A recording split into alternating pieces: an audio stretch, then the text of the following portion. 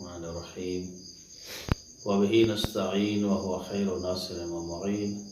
नाज़रीन मोहतरम, सामीन किराम, आज जिस मौजू के ऊपर मैं डिस्कस करना चाह रहा हूँ वो है एथियज़म की इनकार खुदा के ऊपर दलील क्या है।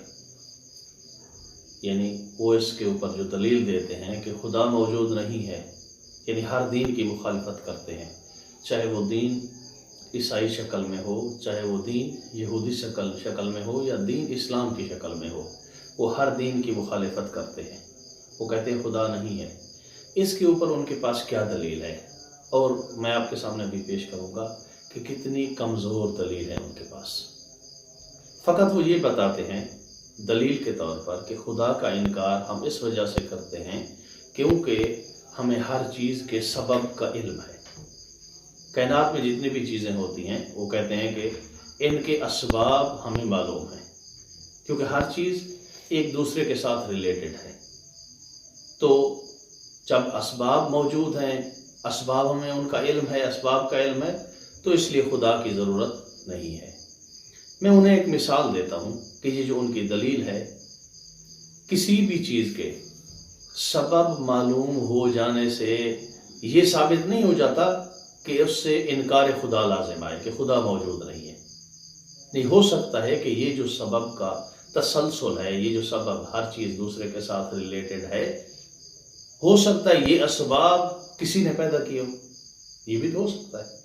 मिसाल के तौर पर आप गन्ने का रस निकालना चाहते हैं, तो गन्ना आप उस मशीन के अंदर देंगे, उसकी पलियों के अंदर देंगे, उससे गुजारेंगे, तब गन्ने का रस निकलेगा।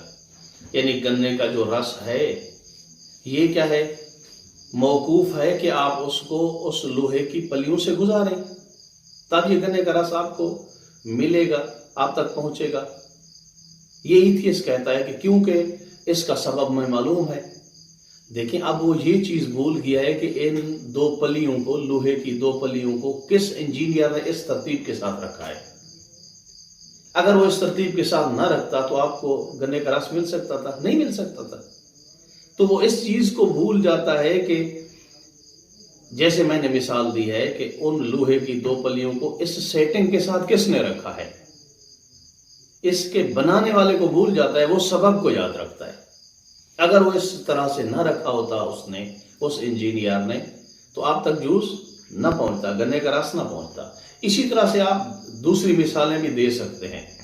इस्लाम भी वैसा ही कहता है जैसे एथियज़म कहता है कि कायनात असबाब के तहत चलती है, लेकिन इस्लाम फ़कत ये कहता है, एथियज़म में और इस्लाम में ये फ़र्क है। इस्लाम कहता है कि हर चीज़ का जो सबब है उसकी इंतहा अल्लाह ताला है। मिसाल के तौर पर एथियज़म वाले कहते हैं कि पहले हमें इल्म नहीं था कि बारिश कैसे होती है, अब हमें इल्म हुआ है कि हवाएं चलें तो बादल पैदा होते हैं, फिर उनसे बारिश होती है, वहीं यहीं आके वो रुक जाते हैं।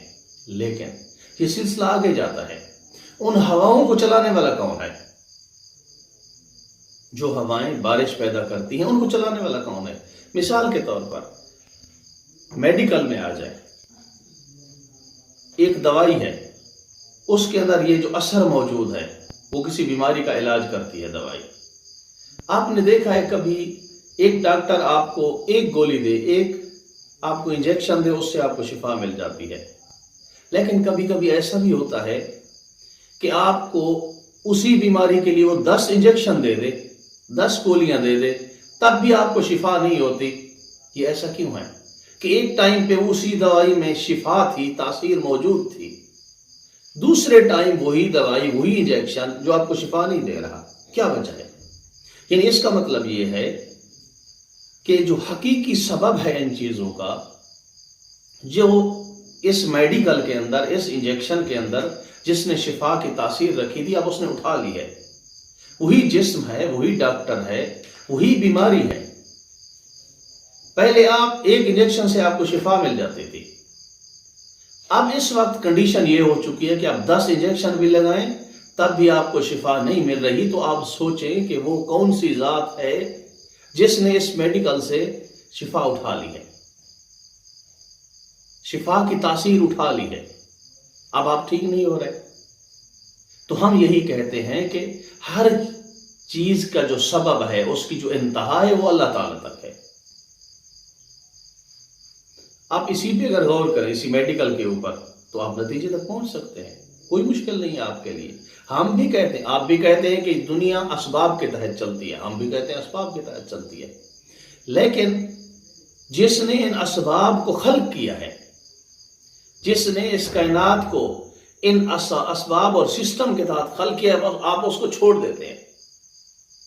باقی رہی کہ ہمیں دین کی کیوں ضرورت پڑی، یہ میں انشاءاللہ آگے چل کر اس کے اوپر کام کروں گا اور اس کے اوپر ویڈیوز بناؤں گا کہ ہمیں دین کی ضرورت کیوں ہے، کیا ہم دین کے بغیر زندہ رہ سکتے ہیں یا نہیں رہ سکتے، دین ہمیں کیا دیتا ہے، انسان کو دین کی ضرورت کیوں ہے۔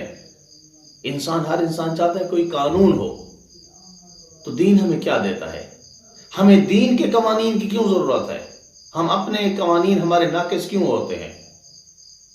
تو مختصراً اور خلاصہ کلام میرا یہ ہوا کہ اسلام بھی کہتا ہے، جس طرح سے ایتھیزم کہتا ہے، اسلام بھی کہتا ہے کہ دنیا اسباب کے تحت ہے، آپ بھی کہتے ہیں اسلام کی طرح کہ دنیا اسباب کے تحت چلتی ہے، لیکن فرق یہ ہے کہ ہم ہر سبب کی انتہا اللہ تعالیٰ کو مانتے ہیں۔ مثال کے طور پر جو ہوا کی مثال ہے، اللہ تعالیٰ قرآن مجید میں فرماتا ہے کہ ہوائیں چلتی ہیں تب کیا ہوتا ہے، بارشیں ہوتی ہیں۔